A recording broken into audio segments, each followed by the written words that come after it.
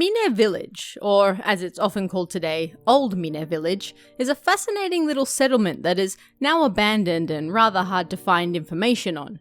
Yet, despite this, it's almost legendary amongst abandoned village explorers, and you can find first-hand accounts and images of people who have visited the site all over the internet today. But what's the truth behind this little village just a stone's throw from Tokyo, and why was it ultimately abandoned? Let's take a look. Mine Village, or at least its remains, can be found in Okutama, Nishitama District, Tokyo. It's actually not too far from Take Village in Saitama, the village that was said to be one of the inspirations for Hanuda in the Siren games.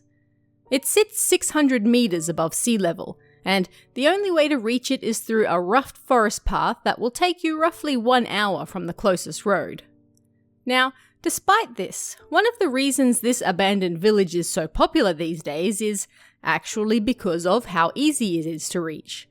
It's located not too far from Tokyo City itself, and there is public transport that will drop you off not too far from your destination. Then it's just a walk through the forest and you're there. No navigating difficult mountains. No constant transfers on public transport or the need for your own private car that will maybe get you somewhat close. It's easy to access, and thus easy to explore. But what of this tiny village's history? What makes it worth the trip to begin with? Well, back in 1899, a man you may or may not have heard of before, Yanagita Kunio, visited the village for a short stay during his folklore studies around the country.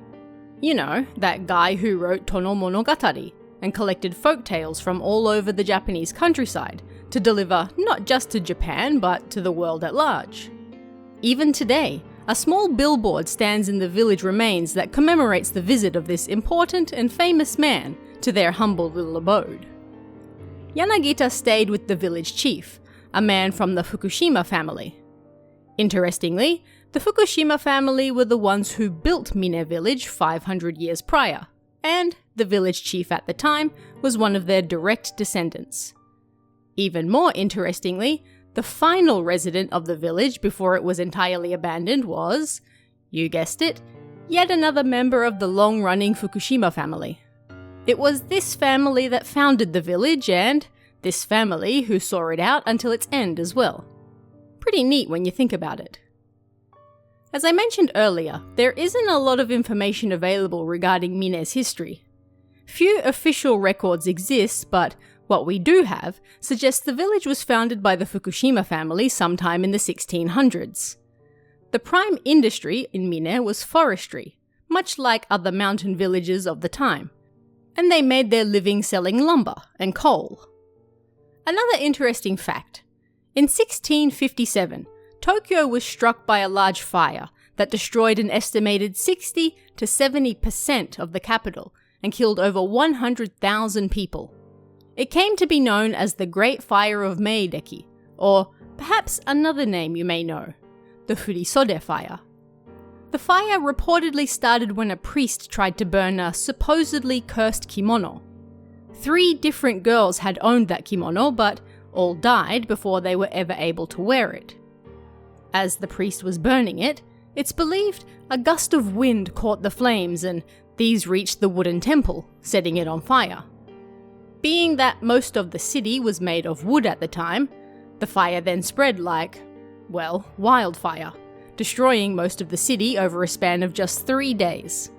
The event was one of the greatest disasters in Japanese history, and naturally, Edo had to be rebuilt after that. Mine Village, being located so close to the capital and being almost exclusively involved in forestry, was one of the villages that contributed heavily to Edo's reconstruction. Because of their involvement in forestry, Mine became quite a rich and profitable village by the early Meiji period.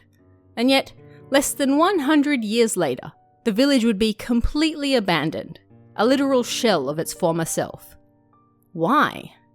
What happened to cause this profitable and arguably rather important village to fall into such decline? Well, the answer to this is rather simple, and a common story across numerous small villages all across Japan during the Taisho, and Showa periods. Depopulation. During the war, a large number of men were conscripted and sent to fight.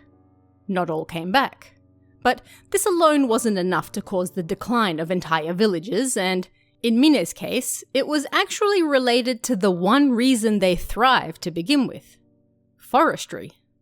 After the war, great efforts were made to rebuild Japan, and in order to do that, the country imported incredibly cheap lumber from overseas to hasten the reconstruction process.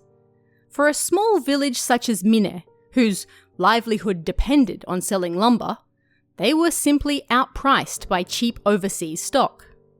They, and many other villages like them, were unable to compete, and so they fell into destitution. Unable to work and unable to make any money, people started to leave the village to make their livelihoods elsewhere. Although electricity finally reached the village in 1955, it was too little, too late. At its height, Mine village consisted of 15 different households who made quite a comfortable living off the forest around them. But after the war, that story changed, and one by one, they started to leave for greener pastures. The final resident, a descendant of the original Fukushima family, then left the village in 1972, and it was officially abandoned. As I mentioned earlier, thanks to how easy it is to reach the village, particularly if you already live in Tokyo, the site is now a favourite of explorers looking to head out and find something interesting and perhaps old to explore.